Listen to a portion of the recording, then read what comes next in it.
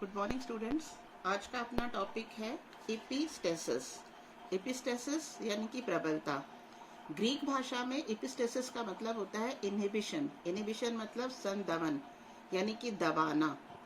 अब पहले हम आते हैं इसकी परिभाषा को किस तरह से याद रखना है। यहाँ मैंने 2 क्रोमोसोम्स बनाए हैं। इन क्रोमोसोम्स में एक क्रोमोसोम पर यहाँ पर एक जीन को अभिव्यक्त किया है और दूसरे क्रोमोसोम पर दूसरे विस्थल पर दूसरे जीन को अभिव्यक्त किया है।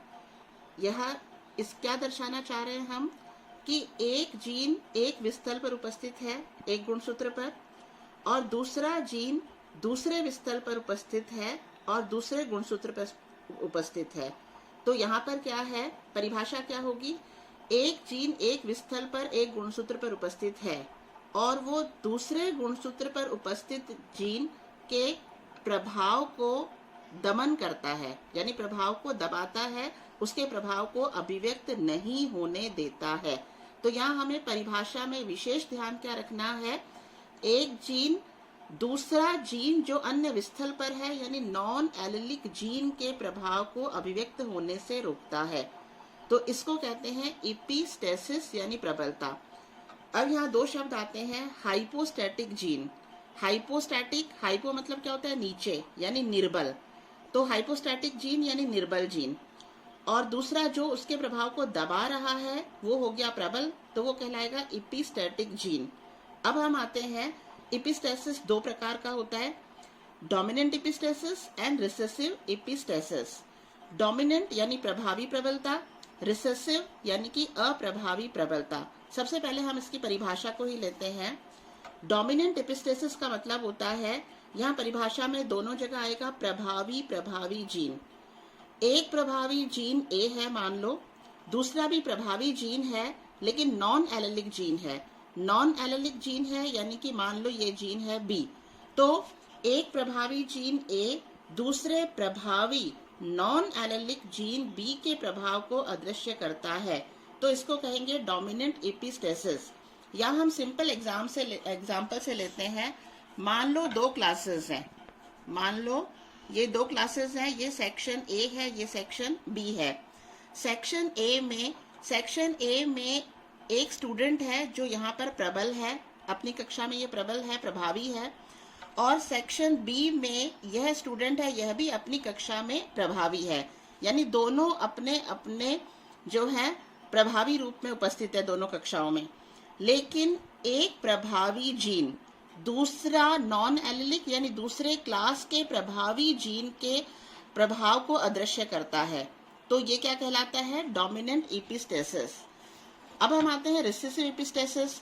रिसेसिव एपिस्टेसिस में हम वापस ऐसा ही एक एग्जांपल लेते हैं। मान लो ये 2 क्लासरूम हैं, एक क्लासरूम के अंदर एक्स जो है ये अप्रभावी है, एक्स जीन है जो अप्रभावी है, लेकिन दूसरे क्लासरूम के अंदर वाई जीन है जो अपनी क्लास में प्रभावी है। ये अपनी क्लास में प्रभावी है, ये अपनी क्लास में अप्रभावी है।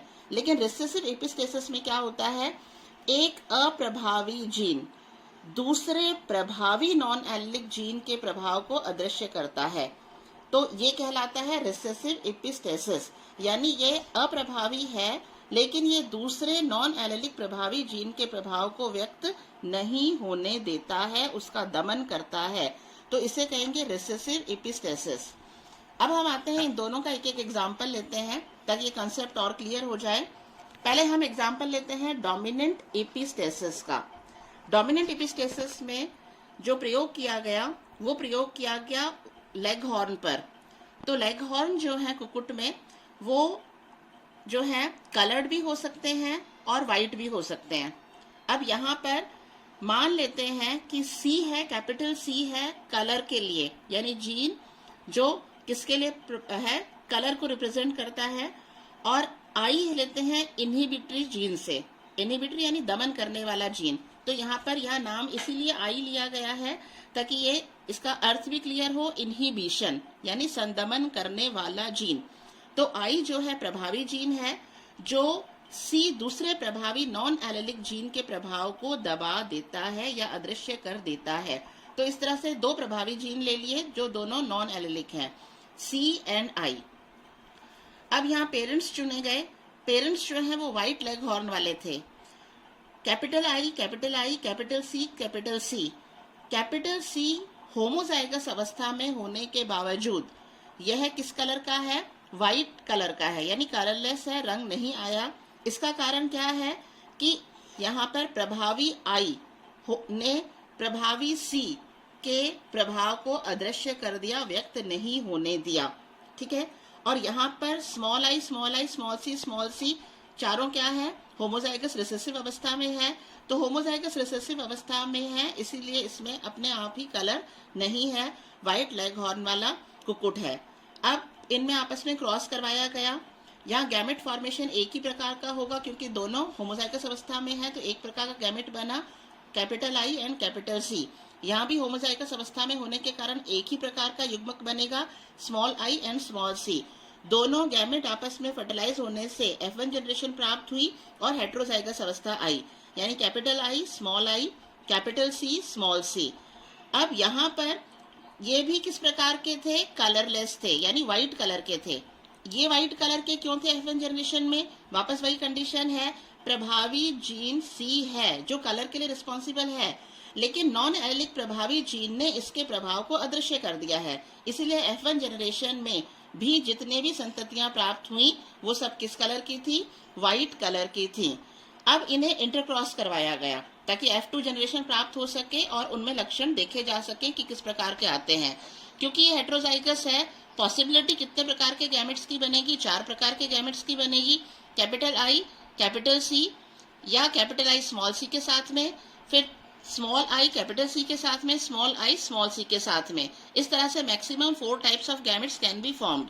4 टाइप्स का गैमेट जो है एक से बनेगा, 4 टाइप का दूसरे से बनेगा, यानी मेल और फीमेल दोनों जो F1 पीढ़ी से लिए गए हैं उनमें हमें चेकर बोर्ड बनाना है। एक साइड हमने मेल का निशान बना दिया, मेल गैमेट बना दिए, दूसरी साइड हमने फीमेल का निशान बना दिया, फीमेल गैमेट बना दिए। अब हमने चेकर बोर्ड बना लिया। चेकर बोर्ड आप आराम से बना सकते हो, कई बार बना चुके हो। अब यहाँ पर देखो, मैंने ये गुलाबी कलर के जो दिखाए हैं, तो ये गुलाबी कलर के जो मेंडल ने जो नियम लिया था F2 जनरेशन में क्या आना चाहिए था? डाइहाइब्रिड क्रॉस में रेशियो 9:3:3:1।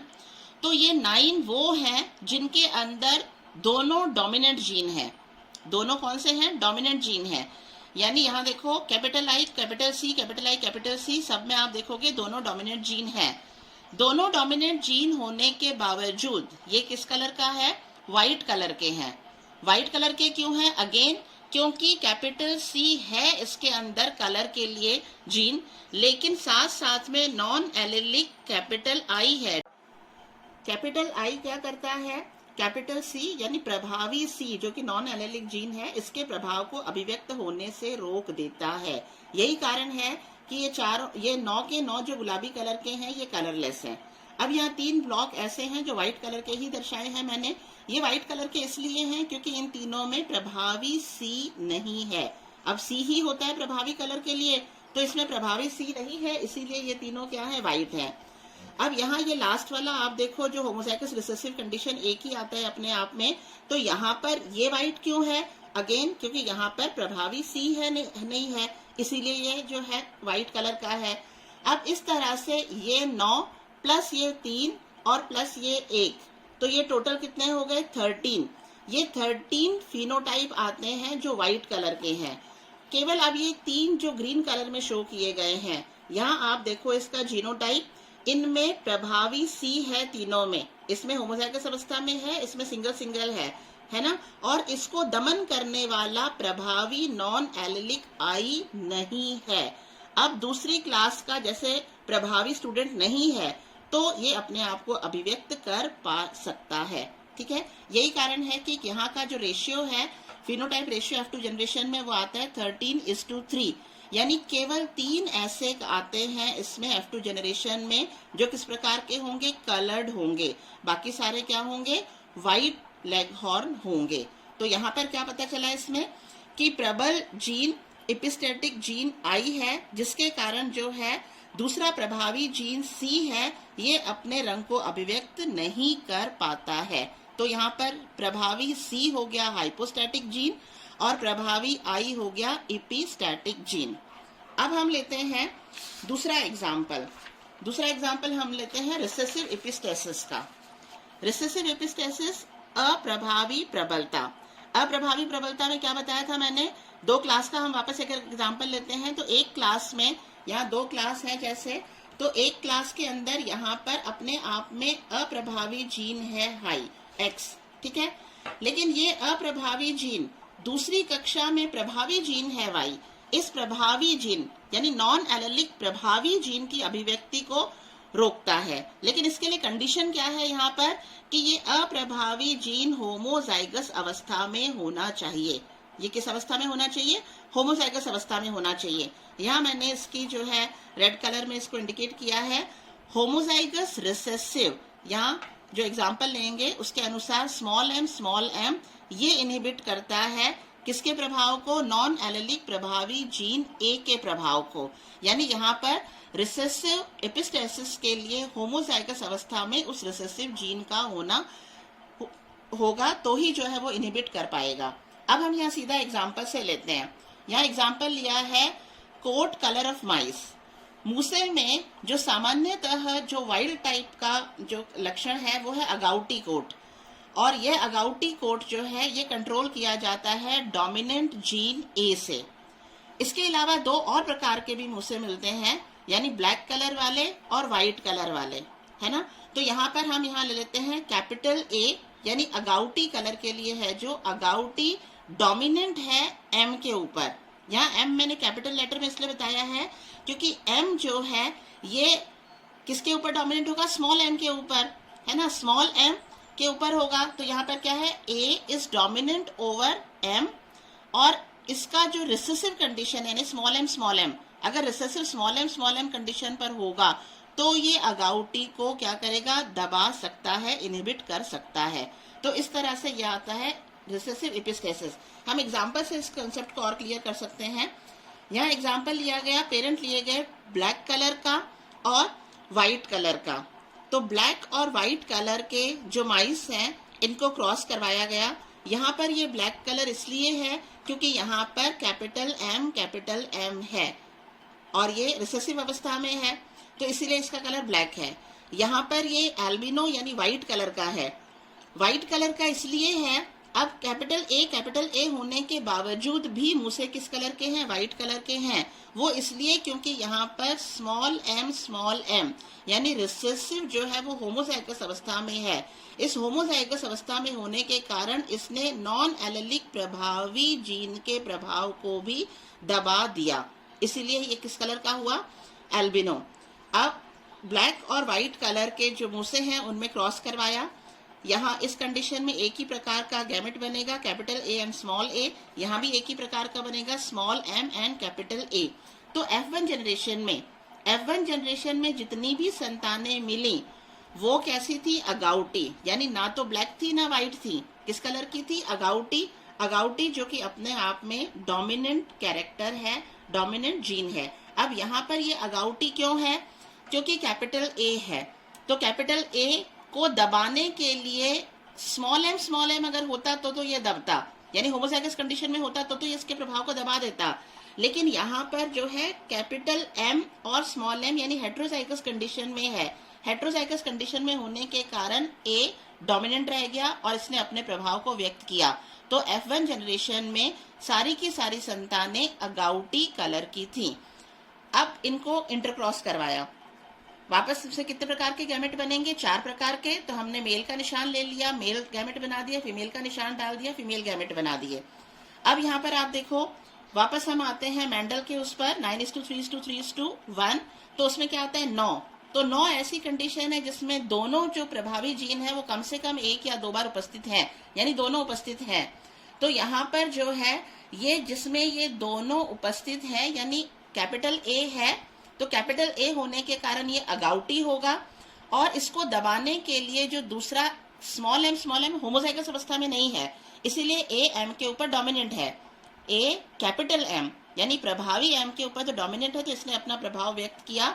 तो ये 9 ऐसे होंगे जो किस कलर के होंगे, अगाउटी कलर के होंगे, ठीक है। अब हम लेते हैं ये 3 कंडीशंस जिसमें केवल एम डोमिनेंट अवस्था में है और ए जो है रिसेसिव अवस्था में है। तो एम जब डोमिनेंट अवस्था में है तो ये क्या है, ब्लैक कलर के लिए है। अब ये डोमिनेंट है तो इन्होंने अपने प्रभाव को व्यक्त किया, तो 3 ऐसे हुए जो किस कलर के थे, ब्लैक कलर के। अब हम लेते हैं यहाँ पर ये लास्ट वाला एक अगर लेते हैं, तो लास्ट वाले एक के अंदर स्मॉल एम यानी अपने आप में ब्लैक का रिसेसिव है, तो ब्लैक कलर नहीं है, और स्मॉल ए यानी अगाउटी वाला कलर भी नहीं है, क्योंकि ये भी रिसेसिव कंडीशन में है। तो इसके कारण से ये कैसा होगा, एल्बिनो यानी व्हाइट कलर का होगा। और अब हम आते हैं इस 3 कंडीशन में, जो मेन हमें बताएगा कि होमोजाइगस रिसेसिव तीनों में यही है। होमोजाइगस रिसेसिव जो है नॉन एलेलिक प्रभावी जीन जो ए है, इसके प्रभाव को व्यक्त नहीं होने देता है। तो यहाँ पर कैपिटल ए है, यहाँ पर भी कैपिटल ए है, यहाँ पर भी कैपिटल ए है, यानी डोमिनेंट है, लेकिन स्मॉल एम होमोजाइगस अवस्था में होने के कारण यह प्रभावी नॉन एलेलिक जीन के प्रभाव को दमन कर पाया। दमन करने, अब यहाँ पर इसी कंडीशन को लिखा गया है, दोनों प्रभावी जीन ए और एम होंगे तो आवरण कैसा होगा, अगाउटी। क्यों, क्योंकि हमने शुरू में ही बताया था ए इज डोमिनेंट ओवर एम, तो इसीलिए दोनों हैं, तो ऐसे टाइम पर जो है ए ने अपना प्रभाव व्यक्त किया। ये कंडीशन इतने प्रकार की हो सकती है, होमोजाइगस हो सकते हैं, या फिर कैपिटल ए स्मॉल ए और डोमिनेंट एम, या फिर ये कंडीशन हो सकती है, या ये, यानी ये 4 पॉसिबिलिटीज हो सकती हैं। चारों पॉसिबिलिटीज में प्रभावी ए दूसरे प्रभावी एम यानी इसके प्रभाव को तो दबा रहा है, ठीक है, और अपना प्रभाव व्यक्त कर रहा है। अब हम आते हैं इसमें होमोजाइगस रिसेसिव, जो 3 कंडीशन मैंने बताई थी। होमोजाइगस रिसेसिव स्मॉल एम, तो स्मॉल एम है, उसके साथ में चाहे ये प्रभावी होमोजाइगस अवस्था में है, चाहे ये प्रभावी हेटेरोजाइगस अवस्था में है, और अगर ये नहीं है तो अपने आप में अल्बिनो ही होगा। और ब्लैक कब होगा, ब्लैक तब होगा जब डोमिनेंट एम होगा और उसके साथ में रिसेसिव ए होगा। तो यहाँ लास्ट में यही कंडीशन आती है, A is dominant over capital M, यानी प्रभावी ए प्रभावी एम को तो दबा रहा है, लेकिन यही प्रभावी एम यदि होमोजाइगस रिसेसिव कंडीशन में आ जाता है तो ये प्रभावी ए का दमन कर देता है, इसीलिए इसको क्या कहते हैं, रिसेसिव एपिस्टैटिक कंडीशन। अब हमारे पास में कई बार सवाल आ सकता है, then what is the difference between dominant and epistasis, यानी प्रभाविता और प्रबलता में क्या अंतर है। तो ये बहुत ही सिंपल अंतर है। सबसे पहले हम लिखते हैं कि डोमिनेंट में क्या होता है, एक जोड़ी अलील भाग लेता है। एक जोड़ी अलील जैसे लंबाई के लिए है, तो लंबापन बोनेपन को दबा रहा है, ठीक है। या अगर फ्लावर का कलर है तो रेड कलर जो है is dominant over white colour, तो यहाँ क्या है, एक जोड़ी अलील भाग ले रहा है, विकल्प भाग ले रहे हैं। लेकिन एपिस्टैटिक में हमें परिभाषा में क्या आता है, नॉन एलेलिक जीन के प्रभाव को दबाना, तो 2 जोड़ी अलील भाग ले रहे हैं। दूसरा अंतर क्या है, इसके अंतर्गत एक जीन यानी उस पेयर का एक जीन अपने ही दूसरे जीन के प्रभाव को व्यक्त नहीं होने देता है। जैसे अभी बताया था, T is dominant over small t and R is dominant over small r। लेकिन एपिस्टैटिक में क्या है, एक जीन एक अन्य नॉन एलेलिक के प्रभाव को दबा रहा है, तो ये क्या हुआ, नॉन एलेलिक के प्रभाव को दबा रहा है। यहाँ पर क्या है, अपने ही दूसरे एलील के प्रभाव को दबा रहा है। डोमिनेंट में एक ही जीन के दोनों एलील यानी विकल्प एक साथ प्रभावी नहीं हो सकते। हम ये नहीं कह सकते कि लंबापन भी प्रभावी है और बोनापन भी प्रभावी है, या लाल रंग भी प्रभावी है और सफेद रंग भी प्रभावी है। तो एक ही जीन के दोनों एलील हैं या दोनों विकल्प हैं, वो एक साथ प्रभावी नहीं हो सकते। लेकिन एपिस्टेसिस में ऐसा हो सकता है। जैसे मैंने बताया था, 2 क्लासरूम हैं तो अपनी अपनी क्लास में दोनों डोमिनेंट हो सकते हैं, तो यहाँ पर दोनों नॉन एलेलिक जीन्स एक साथ प्रभावी हो सकते हैं। और ये 2 प्रकार का है, epistatic, dominant epistatic and recessive epistatic. Thank you, that's all.